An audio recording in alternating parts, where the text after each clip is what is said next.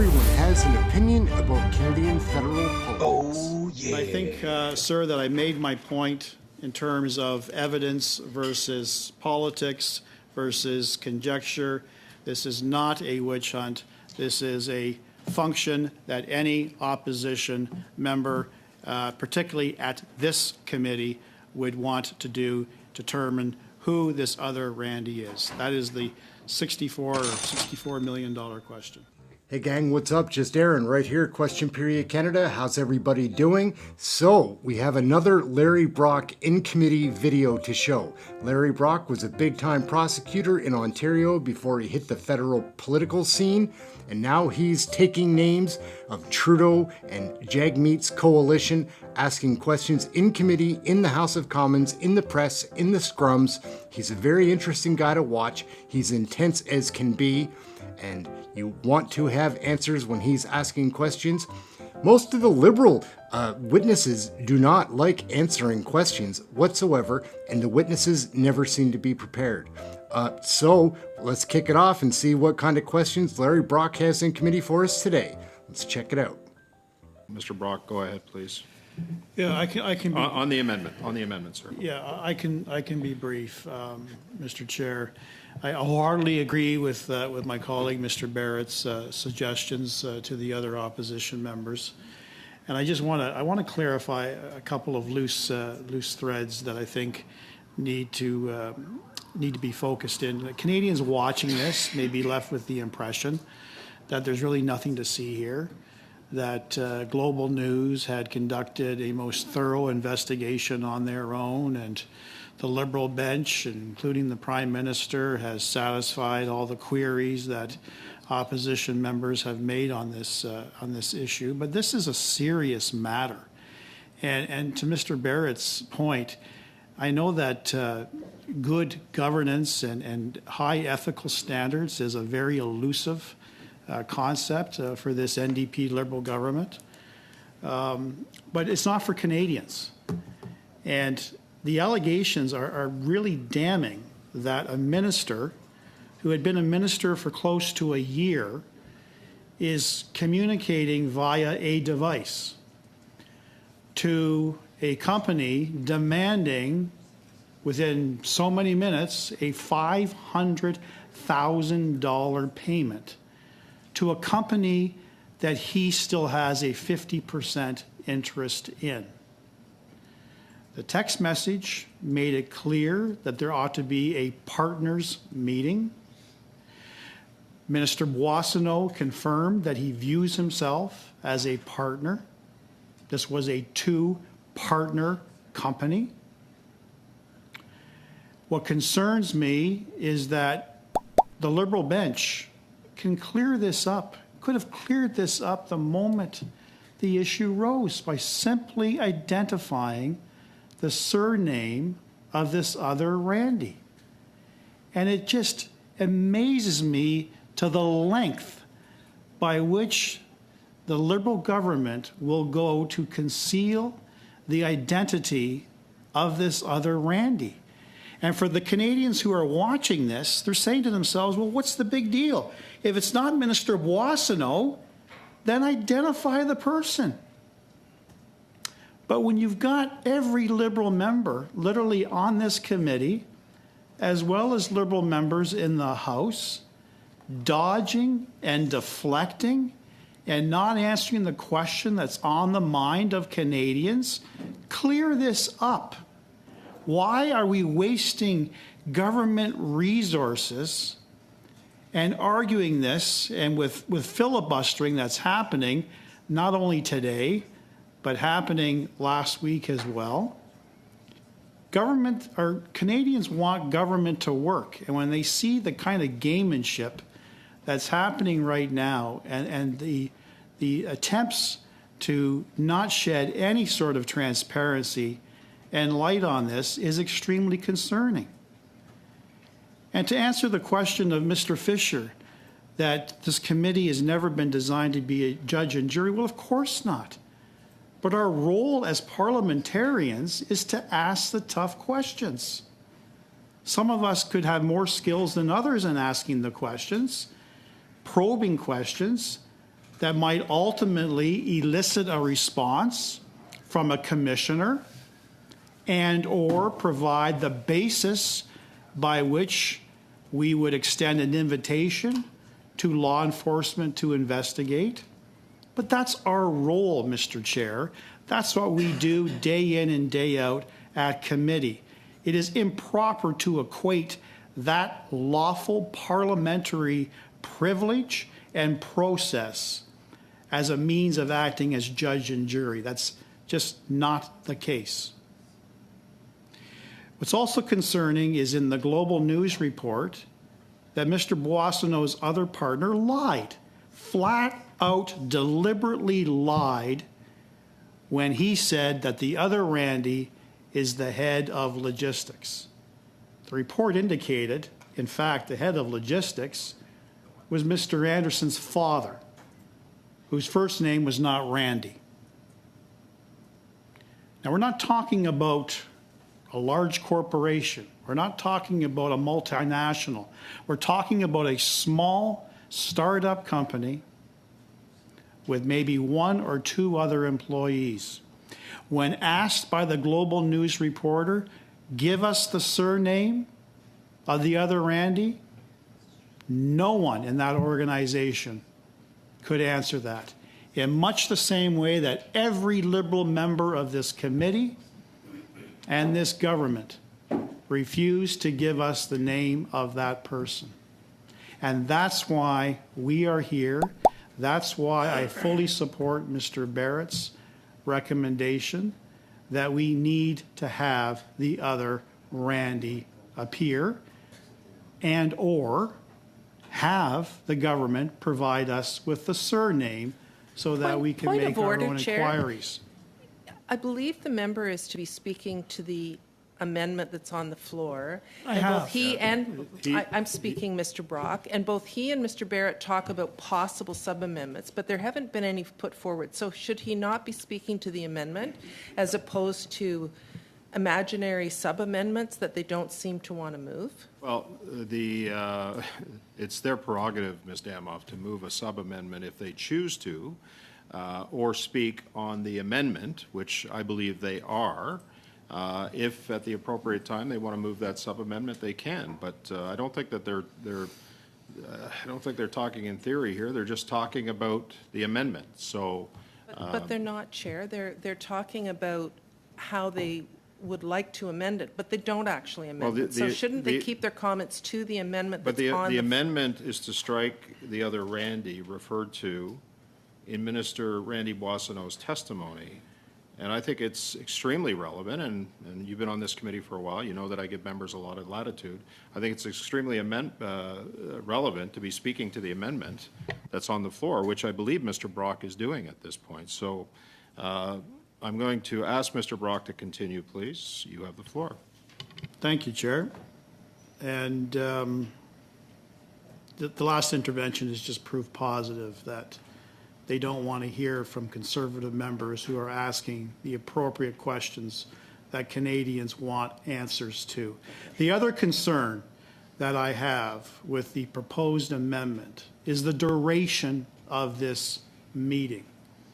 The original motion had individuals appearing for 1 hour each. So let's take a look at the logistics behind the passing of the amended motion. The passing of the amended motion would give every member of this committee 1 hour with 2 key witnesses. And their evidence, as I've indicated already, is far more important to Canadians and far more reaching than what the Global News reporter had asked. And the Global News reporter had simply asked, what's the surname of the other Randy? There is a multitude of other probing, relevant questions that need to be put to both Ms. Poon and Mr. Anderson. But this amended motion deprives us a fulsome opportunity, Mr. Chair, to ask those probing, relevant questions. Because let's look at logistics with possibly 2 opening statements of 5 minutes each and an opening round of 6 minutes each for each member. We're at 34 minutes. Another 15 minutes for a second round, possibly another 15 for a full third round. And that's presupposing we don't have translation issues, that we don't have interventions, that we don't have points of order. You know it does not move like clockwork, Chair.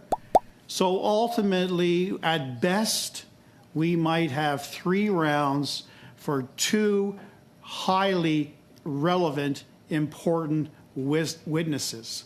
And I'm strongly suggesting that we reconsider that 1 hour and go back to the original motion terms, which had them appearing for 1 hour each. Because quite frankly, Mr. Chair, we're simply going to be scratching the surface with the interventions of 2 key witnesses in 1 hour. Brock lights it up. Round 2.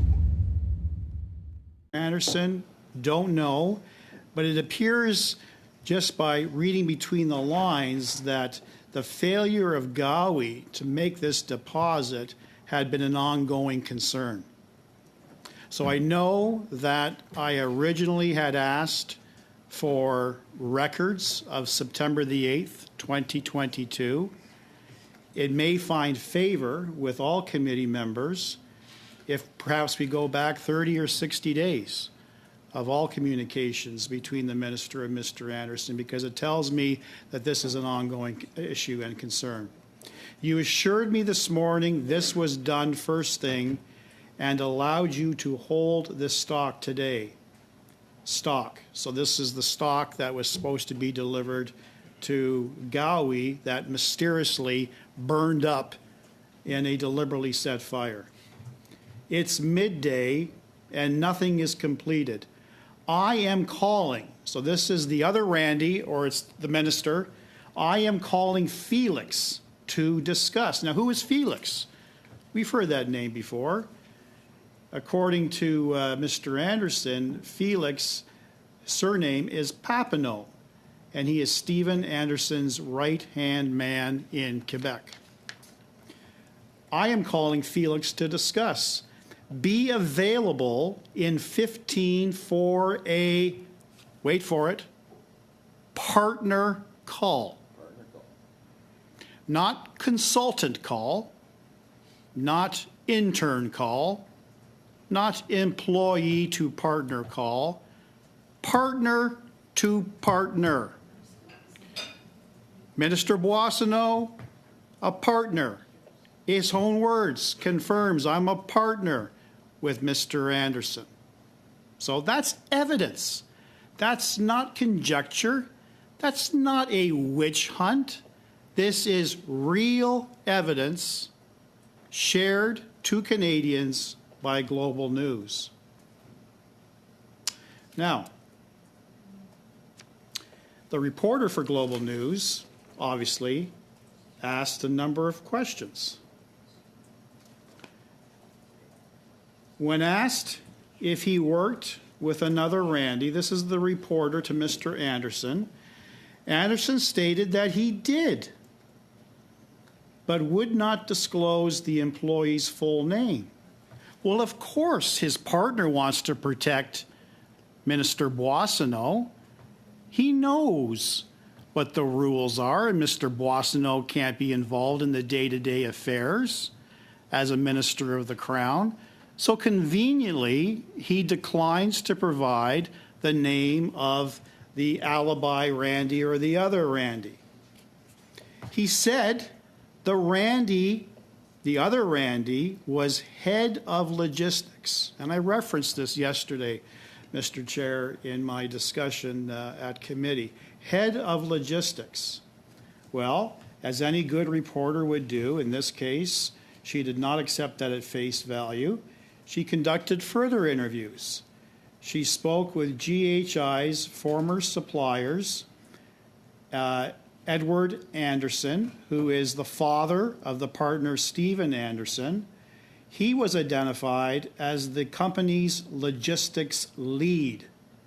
His email signature had the title of Logistics Supply Chain at GHI in 2021, according to emails viewed by Global. She reached out to Mr. Anderson. He too declined to comment. He too declined to identify who the other Randy is, because again, he's the father of one of the partners, the other partner. He wants to protect the business relationship between his son and the minister, so of course he's going to decline no comment. She also reached out to Felix Papineau. I referenced that, Anderson's right-hand man in Quebec, and Shauna Parker, Anderson's sister. Again, both declined to respond to questions. And I referenced this yesterday, and I'm going to highlight it today. Mr. Anderson deliberately lied to the reporter when he said that the other Randy, or the alibi Randy, is head of logistics. It was his actual father. It wasn't. It wasn't the other Randy. It was the other it was his father.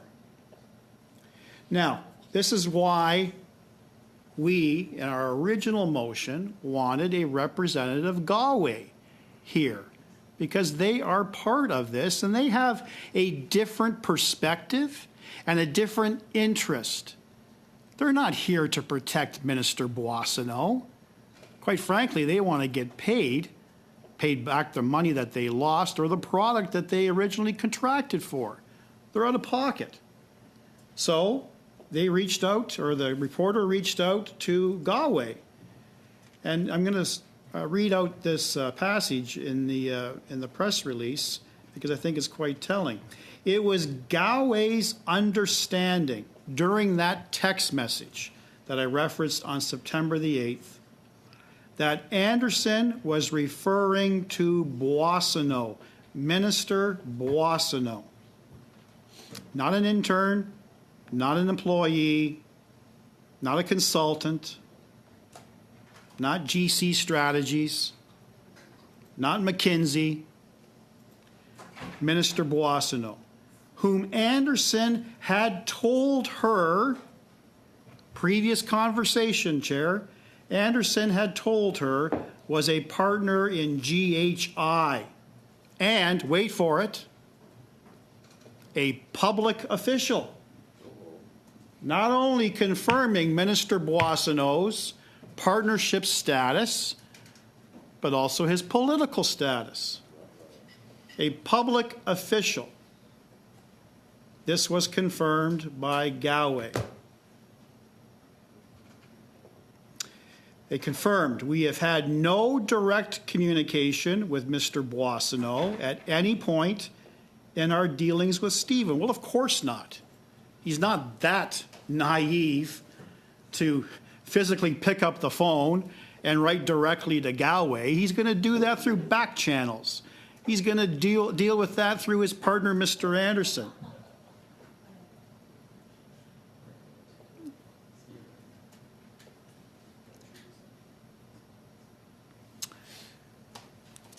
So Anderson, again, was asked further questions, would not respond regarding any of the nuances towards the towards the text. Then the story goes on and talks about how GHI has been embroiled in lawsuits, even though Mr. Boissonnault, Randy Boissonnault, the minister, was listed as director of the company for more than a year after his re-election.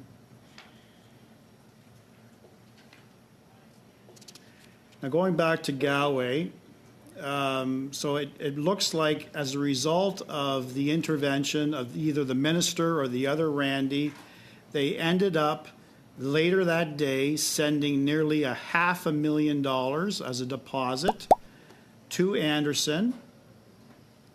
Company says it never got the gloves it was contractually promised, and all that money was stolen. Mr. Anderson and GHI deny that claim, and coincidentally and suspiciously, 16 days after Galway wires the deposit, a fire breaks out that the police say was deliberately set after a break and enter, and all product, including records, including all invoices, literally gone up in smoke.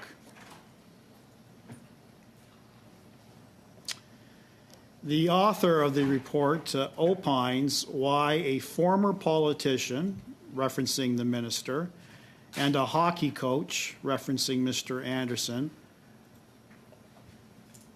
launched a PPE business in the industry's most tumultuous time remains a mystery. However, court documents and interviews with suppliers and buyers who did business with GHI reveal the inner workings of a startup fraught with problems from the start. In lawsuits against GHI dating back to 2021, suppliers claim the company did not pay for products they delivered. On May the 3rd, the minister told Global News, "When I was running the company, all of the bills were paid," quote unquote. Court documents dispute that statement. A lawsuit filed by supplier Patterson Dental against GHI about 2 weeks after Boissonnault's re-election claims the company did not pay 15 invoices between November 2020 and January 2021, totaling just under $400,000. And I think, sir, that I made my point in terms of evidence versus politics versus conjecture. This is not a witch hunt. This is a function that any opposition member, particularly at this committee, would want to do, determine who this other Randy is. That is the $64 million question. Thank you. Thank you, Mr. Hey gang, so there we go, another wild and crazy committee video. We always get to see the best here. Larry Brock, Shannon Stubbs, Rick Perkins, Michael Barrett, Michael Cooper, Melissa Lantzman, Josh Rush, Halan. There's a long list, guys. I just mentioned only a few of the names. These committee videos, guys, are wild. We'll be covering Canadian federal politics, sharing that with you. Like, subscribe, share, get notified, all those fun things. Leave a comment. I do love the comments.